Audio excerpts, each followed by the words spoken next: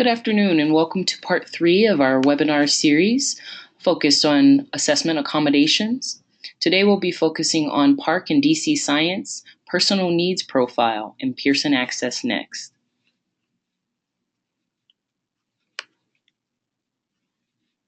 Part 1 and 2 of this webinar series introduce accommodations, policies, procedures for students with disabilities and English learners. Those webinars followed part 1 and 2 of the accommodations manual, and you can watch those webinar recordings on our website by clicking the hyperlink here. Today's training will focus on technical tips for a smooth administration of accommodations during testing and review frequently asked questions from last year's tests. I'll take the time right now to say that this is Lanisha Adams speaking. I am the assessment specialist for special populations, and I'm joined here with my colleague, Bonnie O'Keefe. One of the primary questions that we are often asked is, what is the PNP? The PNP is a collection of information about a student's testing conditions, materials, or accessibility features and accommodations that are needed to take a PARCC or DC Science assessment. The PNP is due. There isn't a specific deadline when we're often asked this question, and our response is that there isn't a due date for the PNP, and it may be changed as needed up until the time of testing, depending on the student's need. But it's highly recommended that you complete all of the students' PNPs no later than 3 weeks before testing, if, of course, you have that information on hand. In terms of who completes a PNP, this can vary from school to school and according to the student needs. An IEP team, an English learner team, or other educators may be the best people to identify PNP needs depending on the student. Who enters the data also can vary by school. And so it's important to speak with the LEA test or school coordinator, the LEA or school test coordinator, to decide on a plan of action about who appropriately goes into Pearson Access Next to complete the PNP. Are some items on the PNP available to all students? The answer to this is yes. So we, in the PARCC manual and also in parts 1 and 2 of the accommodations manuals that we've created here at OSSE, we make a distinction between accessibility features, which are available to all students, and accommodations that are very specific to students who need them as listed on their IEP or 504 plan, or if they're an English learner and they need those accommodations. I want to emphasize that not every accessibility feature will be helpful or appropriate for every student.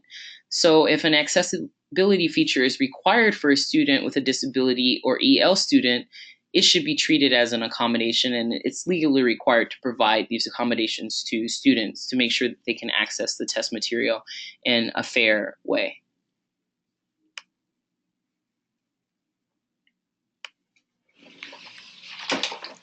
I'm now going to turn it over to my colleague Bonnie to talk about editing PNP one student at a time. Thanks, Lanisha. So we're going to go over in the training site of Pearson Access Next, which is trng.pearsonaccessnext.com, how to edit a PNP one student at a time, and also how to edit a PNP for many students at a time, depending on the size of your school and who you've designated to complete student PNPs. You can use either method or a combination. So I have written here, so we'll also be posting this PowerPoint along with the recording of this webinar, so you can refer back to it. The specific steps, and we also have here some screenshots that you can refer back to, but I'm going to show you on the live training site. So here at Pearson Access Next training, I'm going to sign in.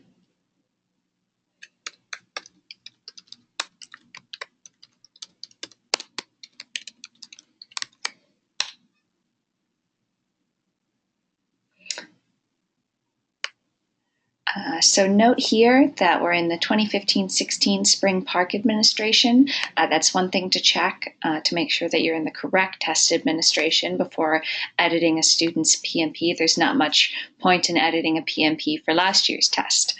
I'm going to change my organization here to a sample school that I've created. And to edit one student at a time for PNPs, I'm going to go to Setup and Students. I'm going to search for the student I need. One trick here is that if you press on this little blue down arrow and click Show All Results, it'll show all the students in that school. And since this is just a sample school, it only has 2 students registered for the test, and they both happen to share my name. So I'm going to choose one of these students. You can also choose multiple students if you'd like, and click here under Registration on Manage Student Test. So for PNP, you're going to want to go to Manage Student Tests and click Start. So you'll see here this student has grade 8 math and ELA exams assigned to her. The grade 8 math one has already been started as a trial test, as a sample test, but I'm going to go to the ELA test to show you how to edit a student's PNP. So here you'll see that this test hasn't been started yet, and it's being given online. So if you're assigning a student a paper test as an accommodation, you would want to change this here to paper, of course. Otherwise, the system will give you an error when you return the paper test for the student. And here we have all the accommodations and accessibility features broken up by the way that PARCC and Pearson break them up, which usually tends to be the same as the DC way, but not always. So if you're not finding something in the correct place, do read through the page. So for example, if this student needs a small testing group, I would check right here. So small testing group is an example of an accommodation or accessibility feature that is available to all students. So even if this student did not have an IEP or ELL plan, if educators decided that she might benefit specifically from having a small group test, you can go ahead and do that. But if this is something that's on her IEP, she must be given a small group test. So it's sort of the difference between a nice to have and a need to have. If you go down here to Presentation Accommodations, here's an example of if a student has been assigned a paper test as an accommodation, you would choose Alternate Representation Paper Tests. Now, if I were to save this right now, the system would give me an error because I've marked this student as an online tester. So if I chose a paper accommodation for her, the system would give me an error. So that's one thing to look out for to make sure that you're being consistent throughout. Response accommodations, of course. Here are accommodations for English language learners specifically, such as translation of the mathematics assessment into Spanish, administration directions read aloud in students' native language. If you check here, text-to-speech Spanish, one thing to note, there was some instances of confusion about this last year. Text-to-speech Spanish is available for students taking the Spanish test who also need or would benefit from having the test read aloud to them in Spanish. There's not an option to have an English test with a Spanish read aloud, or vice versa, to have a Spanish test with an English read aloud. If you're giving the test in a certain language, English or Spanish, the read aloud or the text-to-speech is also going to be in that language if that's something the student needs. Extended time here, something important to mark. And you'd mark here whether you're giving the student extended time due to their EL status, their IEP status, or both. So we know that's a pretty common one for students who need accommodations. And finally, down here, here's some extra information that's not really about the PNP. Other accessibility features, here's where you would mark for text-to-speech, and whether the delivery system is, you can leave that blank for ELA, but you should choose for math whether the student needs just the text read aloud to them or whether they also need the graphic described to them. And you'll see here next to every little choice, there's an I button, which if you hover over it, gives you a brief description of the accessibility feature. So if you have questions while you're on this page, hover over the I button to get an idea. Okay, so now we're going to go back to the presentation quickly.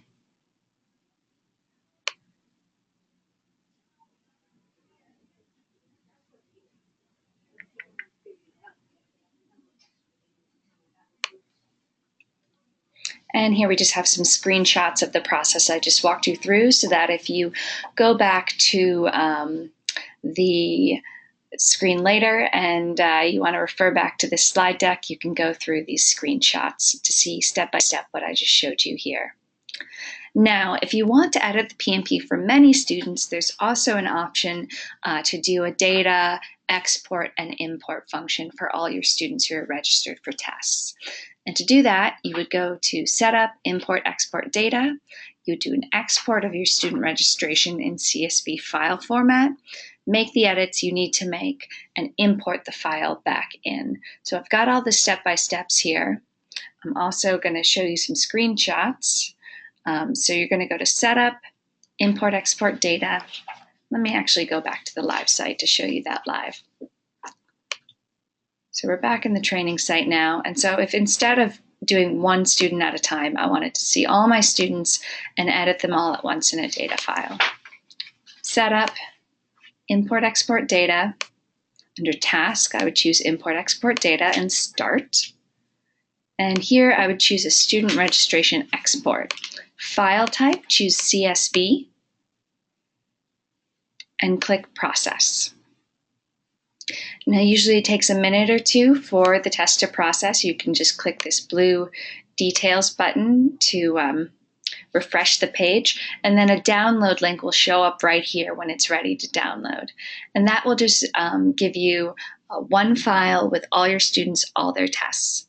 One thing to note is that math and ELA tests are managed separately, and science tests, once they're in the system, will also be managed separately.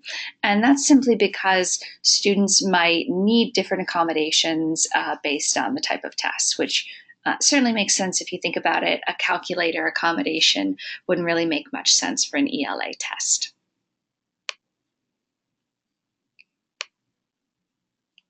So going back to the screenshot here, you see I've walked you through the steps for import export, and then this is what the screen will look like when the file is ready to download. You'll see the blue download file button there, and it will say to you that the export is complete. One important thing to note is that the file format is very particular. So this is a screenshot from the SR-PNP Student Registration PNP File Format Guide, which is available in Pearson Access Next under the Support tab. So if you are choosing to do the import-export file method, it's really important that you also download the File Format Guide. For instance, under Accepted Values, you'll see here in this screenshot that you can't write, yes for assistive technology, non-screen reader. If you're marking that, you have to mark Y or blank. If you mark N for no, it'll give you an error because that's not an expected value. If you mark, AT for assistive technology, it'll give you an error because that's not an expected value. So the import-export really works like populating a database, and this file format guide that you can find under the Support tab in Pearson Access Next for the Student Registration PNP is going to give you a detailed description of every column in that file you download and what the options are for populating that file, so you won't get any errors when you're doing the upload. And so here's a screenshot of what it might look like for those sample students I showed you before. So it'll first show you the students' demographic information and identifying information, their IDs, their testing school, and then as you scroll over, it'll show you every single available accommodation accessibility feature for you to mark down for that particular test. And note that Each student will probably have multiple rows in the file because they'll have a row for every test that they've been assigned, and you can manage those separately. So if Lanisha Adams appears twice in the file, that's actually what you'd expect to see, one for ELA, one for math. So some common errors that we tend to see in importing data files, and happens to me all the time, because as I said, these files are pretty tricky and they only like a certain format. So there are 4 fields that Excel will commonly mess up when you open the file that you've exported: LEA ID, school ID, student birth date, and grade. And I just give here some tips for reformatting those fields so that you can have a successful import back into the system. And Pearson customer support is available for you. They have a live chat function on Pearson Access Next that is a great way to get some quick help if you're getting errors while trying to import file. And of course, I can help you too, but I'm not always available, and Pearson is available from 6:30 a.m. to 7:30 p.m. every day. So they're available on chat. The other thing I want to talk about today is how to check in Pearson Access Next if a test form has been correctly assigned. So after you've filled out the PNP and done all that you need to do there, your school test coordinator will place the student in a session, which represents their testing group for computer-based testing. Once they're in that session, but before they actually start testing, you can check that they've been assigned the correct type of test, particularly if they have computer-based accommodations. So an example would be text-to-speech or ASL video or a Spanish form. I have those listed out here. So on the Students in Session menu in Pearson Access Next, you'll be able to check now, and this is new this year, that the student has been assigned the correct form before they actually open the test. So that should be a great help so that you're not surprised when a student opens the test if they have or don't have text-to-speech. And I've just listed out here the codes you'll see to designate those different forms, and I'll also show you a picture. So here, if a form starts with ASL, it's an American Sign Language form. AT Screen Reader is a screen reader compatible form. CC is closed caption. AT Non-Screen Reader. SPA, SPA, TTS means Spanish text-to-speech. SPA means Spanish, and TTS means text-to-speech. So these are all the types of tests that really need a specific form assigned to the student, unlike most of our other accommodations and accessibility features. So those are ones that need special attention by the test coordinator, the special ed coordinator, before the test starts to assure that the PNP has been marked correctly and that the test has been assigned correctly to the student. And as I mentioned, here is a screenshot from the Students in Session screen. And you'll see here for this sample student, in the Students in Session screen, they've got a form assigned to them, and it's just a normal form, ELA grade 9 PBA in this instance. It's a bit of an outdated screenshot, but if that student had had text-to-speech, that form ID would start with text-to-speech. So that's where you would look, and I'll show you on the live site as well, where you would go to find the student form assignment. So I'm just going to exit out of my import-export task. And under Testing and Students in Sessions,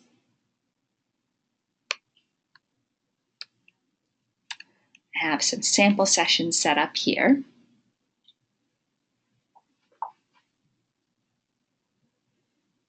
And here's my one student who's in that session. You'll see she's already started testing. Unit 1 and Unit 2 have been marked complete for her.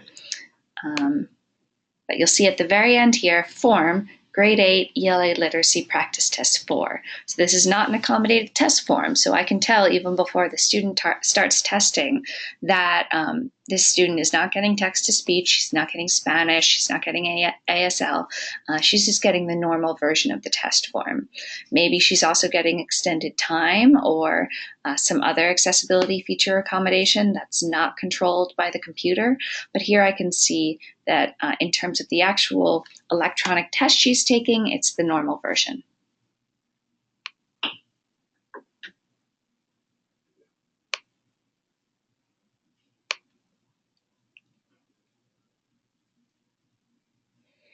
So I'm going to turn it back over to Lanisha quickly to talk a bit more about accommodations. Thanks, Bonnie. So it's important that accommodations and accessibility features used on assessments are also used in instruction, as many of you already know. Any unique or non-standard accommodations not included in the manuals for an assessment must be approved by us prior to their use on statewide assessments, and I will speak a little bit more about that in particular. The student needs to be familiar and comfortable with all necessary accommodations before the assessment, and the practice tests and tutorials on the Pearson sites are very helpful for that. An emergency accommodations form will be available online for temporary accommodations in the event of an injury. And when needing guidelines to select, implement, and evaluate the use of accommodations for students with disabilities and English learners, we ask that you check out our accommodations page. And on that page, there will be part 1 and 2 of the manual, which we hope you all have seen. And in the manual, we have links to the larger PARCC manual with appendices, and that PARCC one goes into more depth. So when thinking about how to order a paper test for an accommodation, make sure a student's test mode is marked as paper in his or her PNP, and choose the appropriate type of paper test under Presentation Accommodations.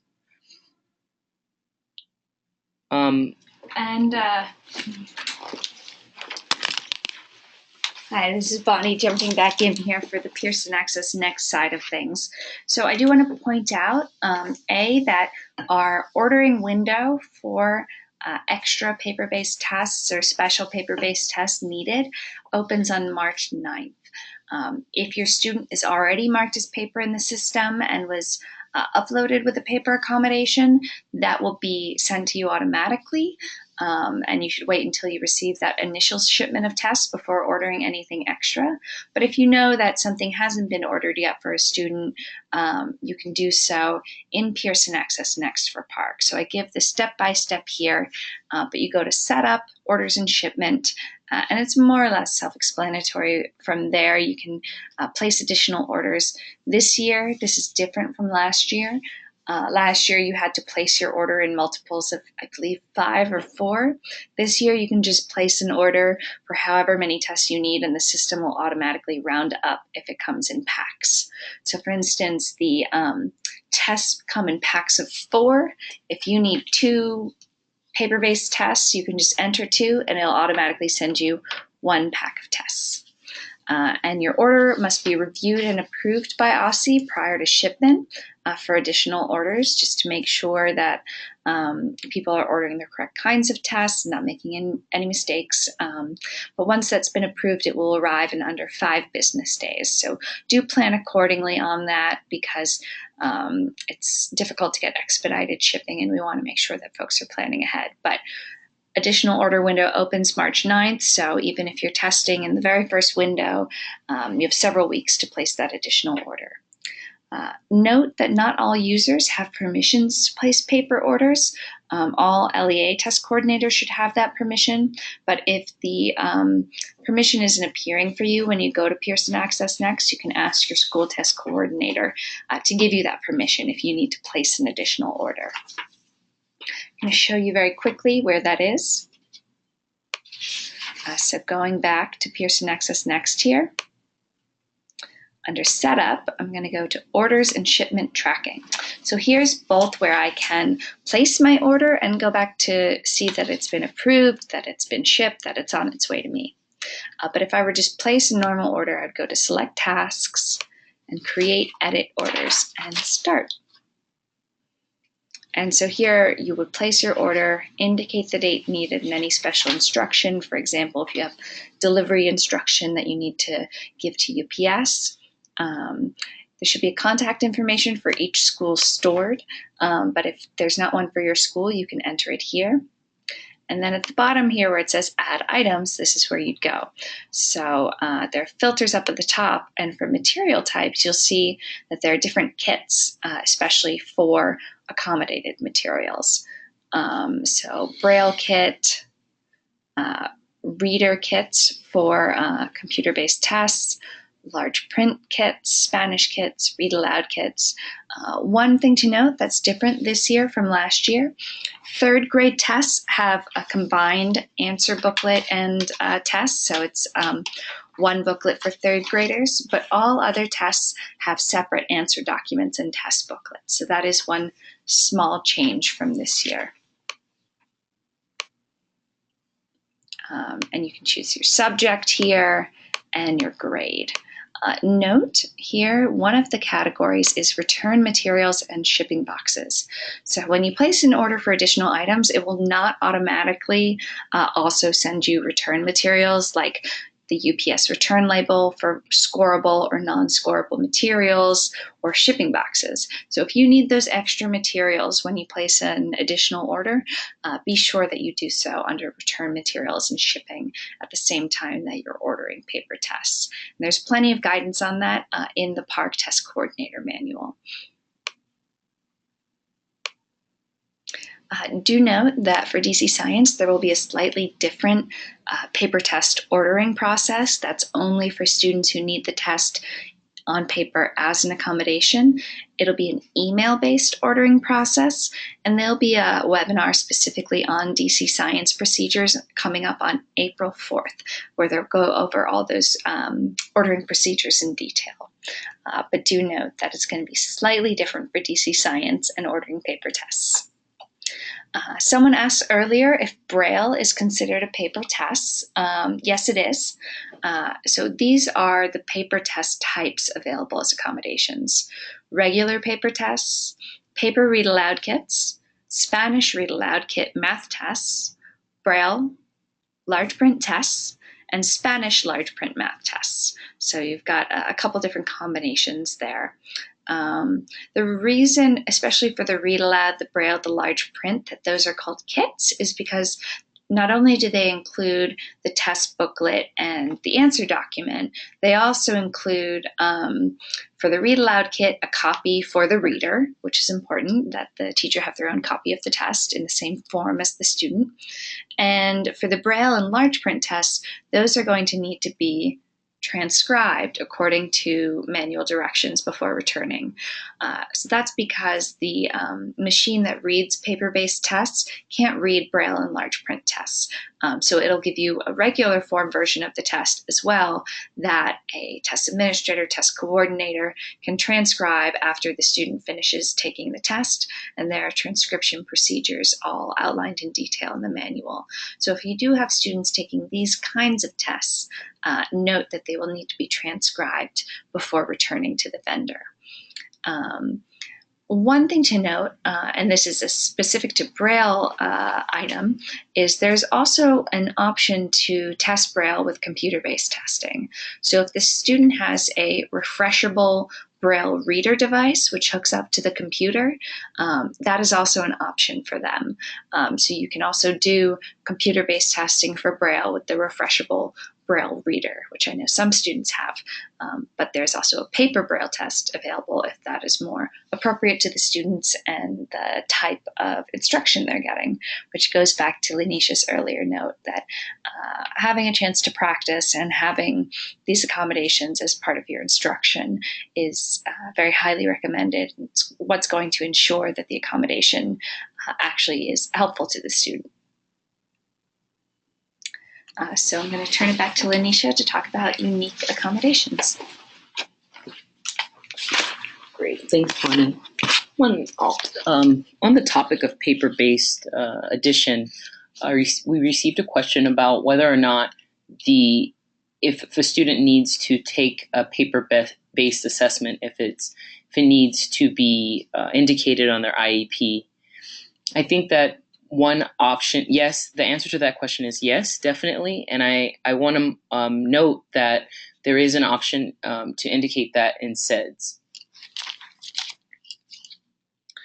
So what about if an IEP team decides that a student needs an accommodation that's not listed in SEDS, the most common example that we've seen over time over time meaning over the last year, has been testing with a familiar person.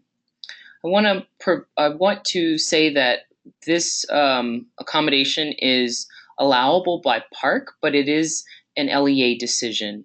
So I know that DCPS may have a stringent policy around testing with a familiar person, whereas other LEAs may not. So please check with your LEA for specific guidance around being able to provide this accommodation for a student. So if this, as an example, was an appropriate accommodation for the student and it's not listed in SEDS, the IEP team should document it on the IEP in the unique accommodations box. And the LEA must also submit a unique accommodations request to OSSI for approval. And the form will be posted on this website. It's currently not live yet. I know that DCPS has its own form and deadline for receiving these, because with all of the schools within DCPS, they want to centralize it and submit it to OSSI all at once. But stay tuned for the live version of that link. And please, if you have students who meet this criteria and you're wanting guidance and conversation around that, please feel free to email me at my first last name, and I'll show you the last slide, which has contact information. But if you feel like there are students who meet this criteria and you're worried about documentation and evidence to ensure that they are able to get this accommodation, please just shoot me an email. And the last point I want to make about this is that unique and non-standard accommodation replace other in SEDS. So you will be able to, this is a screenshot from SEDS, and you'll be able to see that you can select a unique or non-standard accommodation. I want to mention that even with paper tests, documenting accommodations in Pearson Access Next is required, even if the accommodation isn't linked to the computer. The ELA read aloud and ELA text to speech are allowable accommodations, but they really are only appropriate for a very small number of students. With that, I want to just mention that we really encourage folks to use Appendix D to help them in deciding whether or not a student is eligible for the read aloud accommodation. And I'm speaking specifically about read aloud for English language arts and literacy. So the read aloud for that assessment for ELA literacy is intended to provide access to printed or written text to a small number of students with print-related disabilities who would otherwise be unable to participate in the assessment because their disability severely limits or prevents their abilities to access printed text by decoding. It's not intended for students reading somewhat or moderately below grade level. And this is the point about Appendix D that we want to flag. So one example, a common example, is that if a student with dyslexia had read aloud for ELA literacy assessments marked in SEDS and met the criteria in Appendix D, they would qualify for the text-to-speech or read aloud accommodation for PARCC ELA and literacy. I'm speaking mainly about read aloud for that particular assessment just because of the sensitivity, and what we're asking you to do is to assign that accommodation with strict scrutiny around whether or not it's needed for the student. I want to show you the Appendix D form. Before I pull up this form, it may be accessed in Avocet, or in the PARCC Accommodations Manual. If you already have the PDF of it, it is Appendix D, and this is what it looks like, but I'm going to show you here. Let's see.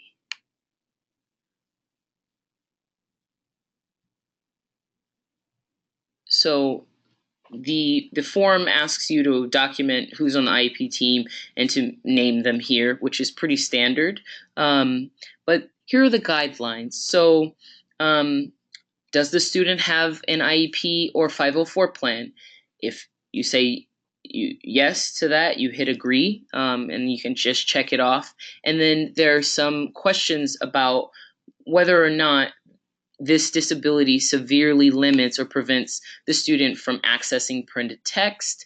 And if that is true, there are also several other questions that several other steps to sort of answer about whether or not this is appropriate. So before listing the accommodation in the student's IEP or 504 plan, teams and plan coordinators should also consider whether the student has access to printed text during routine instruction, the student's inability to decode printed text or read Braille is documented in evaluation summaries from locally administered diagnostic assessments, and that those kinds of assessments are evidenced in SEDS, and it should be mentioned in the IEP and also reflected in SEDS. And the student, may receive ongoing and intensive instruction and or interventions in the foundational reading skills that are important for them. And this form asks you to list data and or evaluation sources that support the decision to provide the read aloud for ELA or literacy on PARCC. And while this form, I want to say this form is not required. We're highly suggesting that teams use it so that you can be mindful of not over assigning this accommodation for students, particularly students who are a little bit behind on reading. We don't want the accommodations threatening the validity of the assessment. The purpose and function of this assessment is to make sure that students who have extreme difficulty decoding can actually access the test. And that's sort of the rationale behind why we're emphasizing that this appendix be used in relation to assigning the read aloud accommodation for PARCC ELA and literacy. For math, on the other hand, we say if it helps them, especially in terms of understanding what the content is, since it's not an assessment on English language arts or literacy, then that can be used quite widely, and it's available as an accessibility feature for all students. I want to point attention to this accommodations implementation guidance. It's accessible here in the PARCC Accommodations Manual, and this manual provides step-by-step implementation guidance, and the format, which I really think is helpful, is that it speaks about accommodations before, during, and after testing.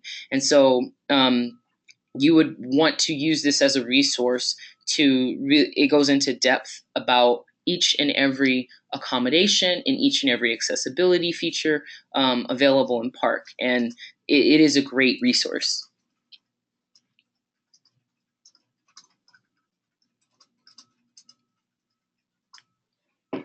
And I'll turn it over to Bonnie for this implementation guidance section.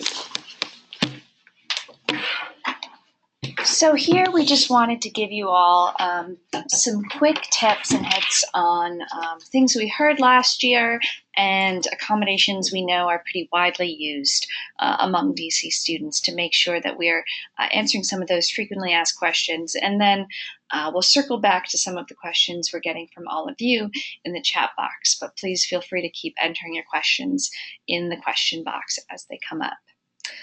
First, for extended time, know that unless otherwise specified in the IEP, units may last up to one school day. They may not extend over multiple school days.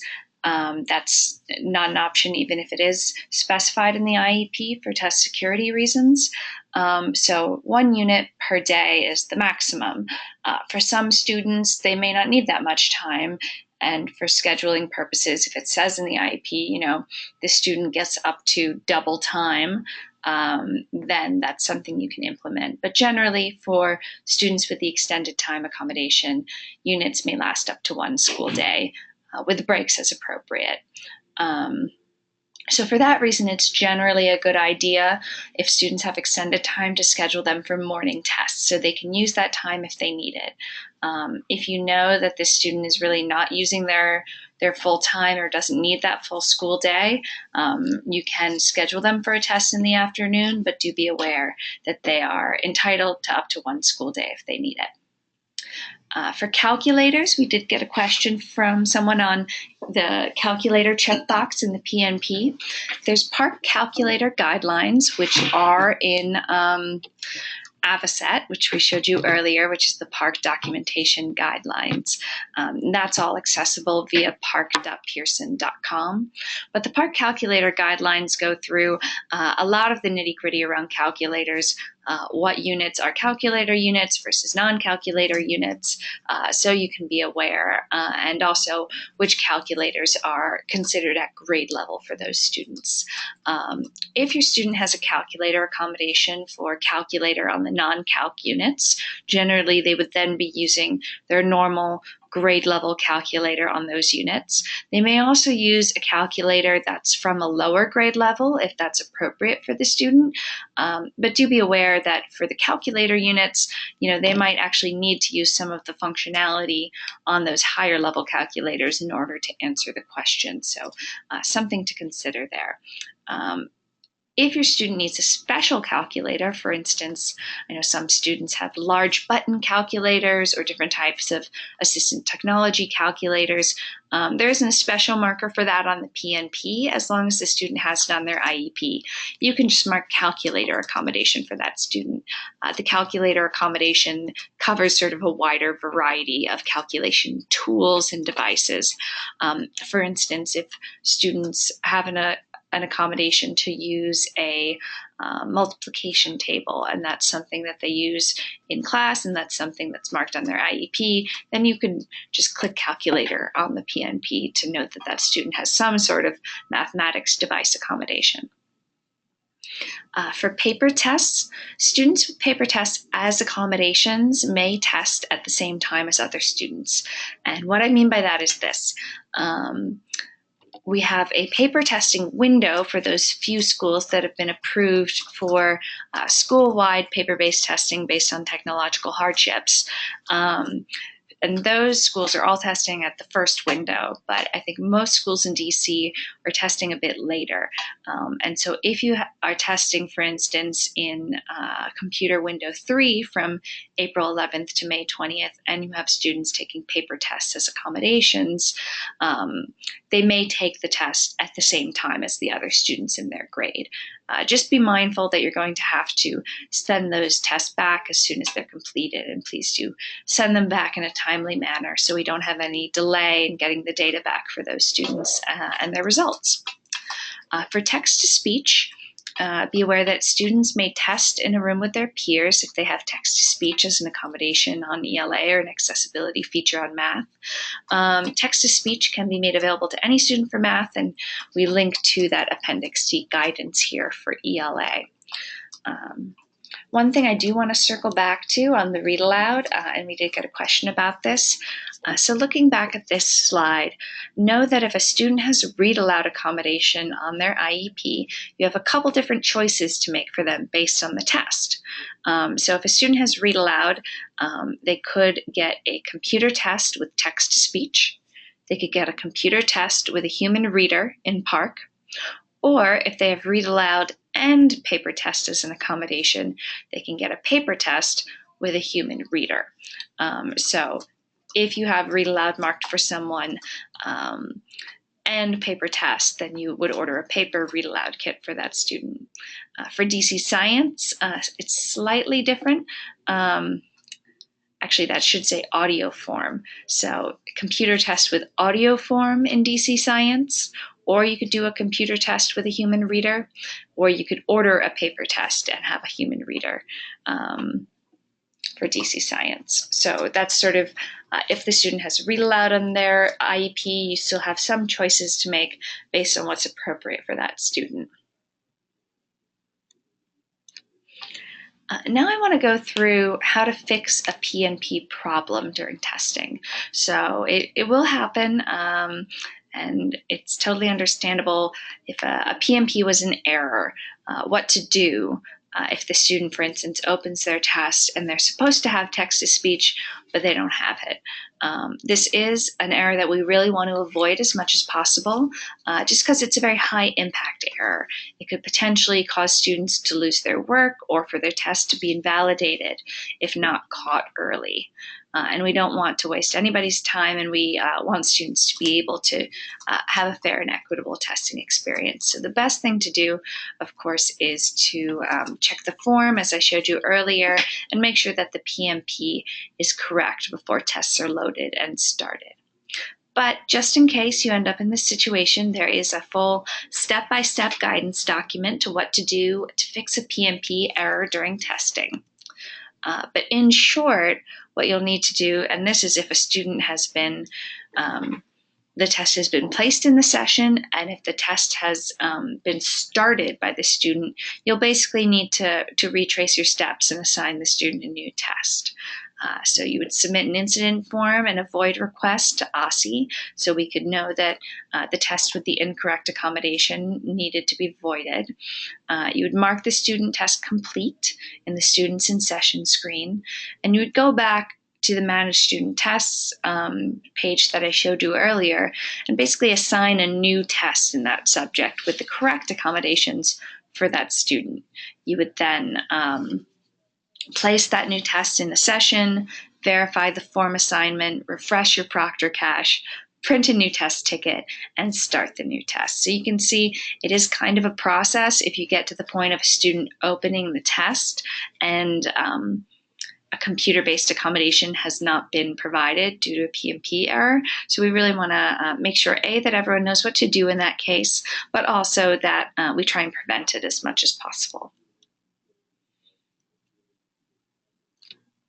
So finally, how to get help during testing. As we know, there's a lot of information here, and it's always helpful to get guidance. So new this year, there's a new PARCC Support Center contractor that we're excited about, and they can help you via phone, email, or live chat support if you encounter technology issues with Pearson Access Next, as I mentioned earlier, or TestNav for that matter, which is the test platform software. They can answer basic test administration questions, but really technology questions are what you'll be turning to them for. So Monday through Friday, 6:30 a.m. to 7:30 p.m., their lines are open, and this is their email address and phone number for you to write down and put right above your computer for when you need it. And they also have a live chat, which is great. For us, you can also, of course, reach out to Lanisha and I during testing. We can help with test administration policy guidance, questions on crafting your test plan, specific accommodations guidance as you take the information from this webinar, and real-time, what should I do now to escalate or flag a technical issue you've reported to Pearson. You can put general questions to ossi.assessment@dc.gov, but we'll also be using the OSSI support tool this year to take any assessment questions that have sensitive student information in them during testing. Also, that will be the vehicle that we'll be using to get your unique accommodations requests, get your school test plans, and I know that many special ed coordinators already use the OST for support and SED. So we're really trying to, use that system that folks are already used to using for SEDs and leverage it for assessment questions. And the helpful thing there is that you'll also be able to track who your question's been assigned to and follow up with that person. And as always, for student privacy purposes, do not send any student information via email to OSSI. So if you have a question and you need to reference a specific student, send that via the OST or give us a call. So now I think we can circle to Q&A. Mm-hmm. Okay, I'm going to pull up while we do the Q&A these links and our email addresses so you can write them down. Also know that for LEA coordinators, we have office hours. Those are ramping up to weekly. I know we have some tomorrow from 3 to 5 here at OSSI. And that's where you can come and just get some one-on-one support, come work on your PNPs, come talk to Lanisha and myself about questions you have. So that's a good opportunity to get some one-on-one support as well.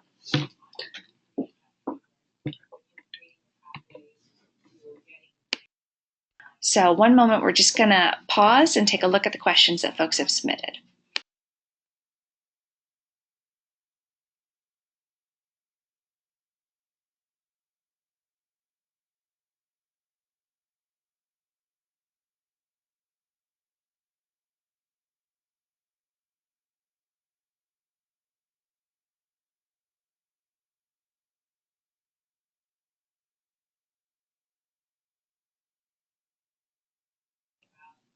All right, so one question we got is about students in non-public placements.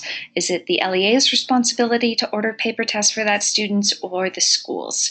So technically an LEA could place an order on behalf of their non-public school.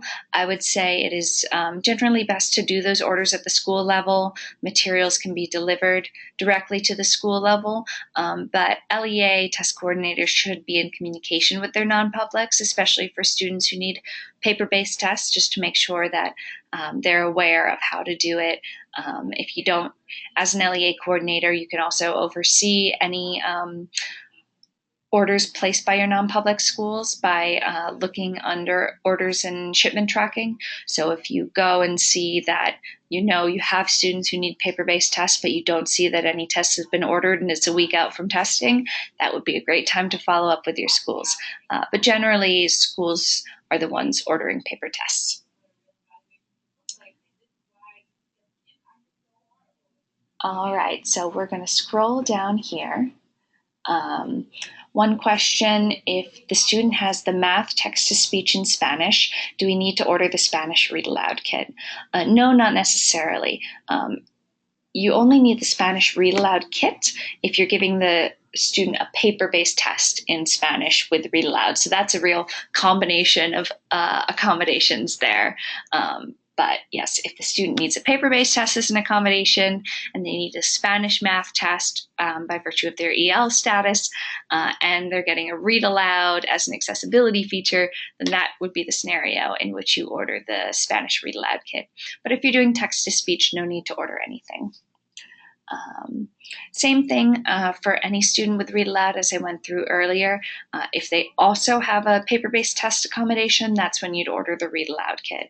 Otherwise, they can do text-to-speech or they can do human reader with the computer-based test.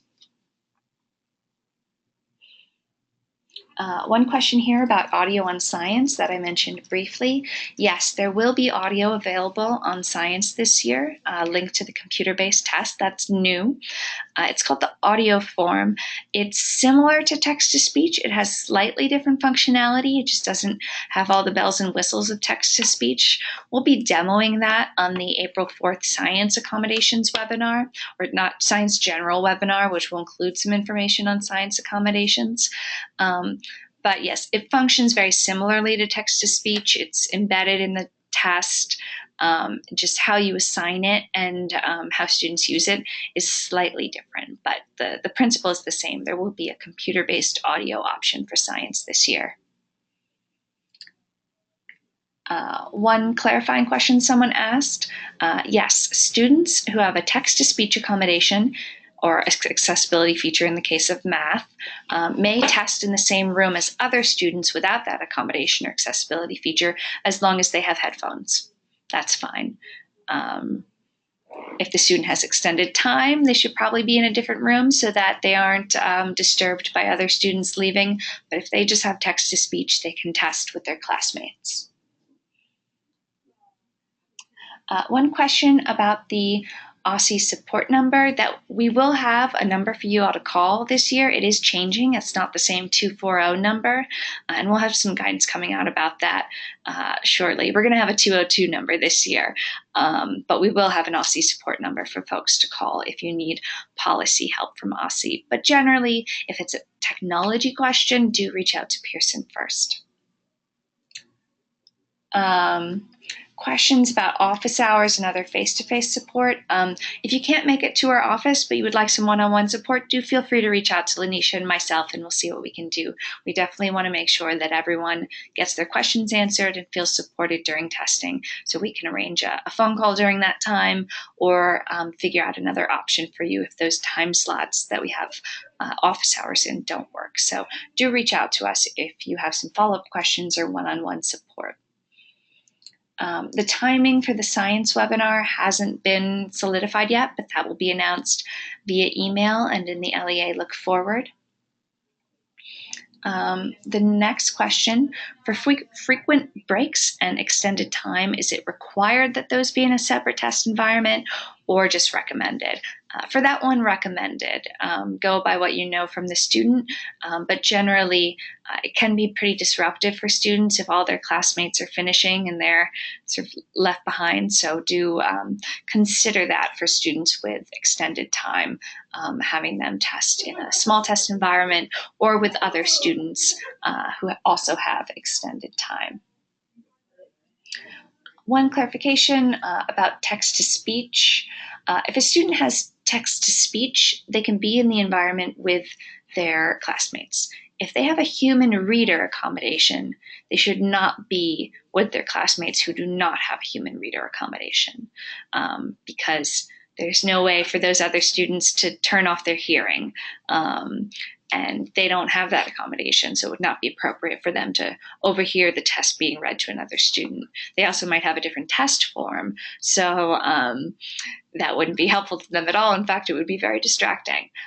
But if you have, for instance, a small group of students who are all getting a human reader test, they can all be together. So you can have, for instance, one test administrator doing a read aloud for 5 students who might need the human reader in a small group setting. So human reader should definitely be in a small group setting, small group or one-on-one, depending on what's appropriate. But text-to-speech can be integrated in with the other testers. One question about earbud-style headphones, or what kind of headphones are acceptable. Any headphone that works with your device works well. Students can bring their own headphones. The school can provide headphones. Microphones aren't necessary. So I would say whatever headphones the students are comfortable with, as long as they fit their ear and work with your testing device.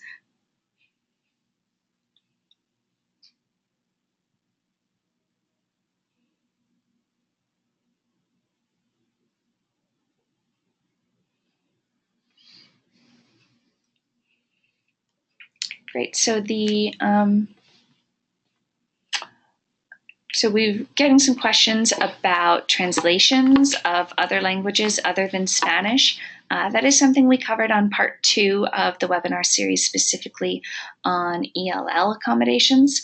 But please note that the only translation available, trans-adaptation of the test in math, is in Spanish. So no other languages are available, unfortunately, and it's not allowed to do sort of an ad hoc translation of any test. So that student can have a word-to-word dictionary, they can have extended time, they can have the directions read to them in their native language or clarified in their native language, but they cannot have the test translated for them into something other than Spanish.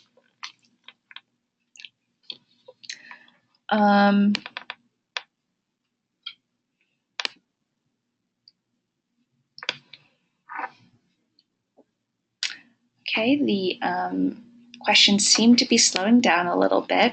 We'll hold on for just 1 minute to see if others have questions they want to enter in the question box.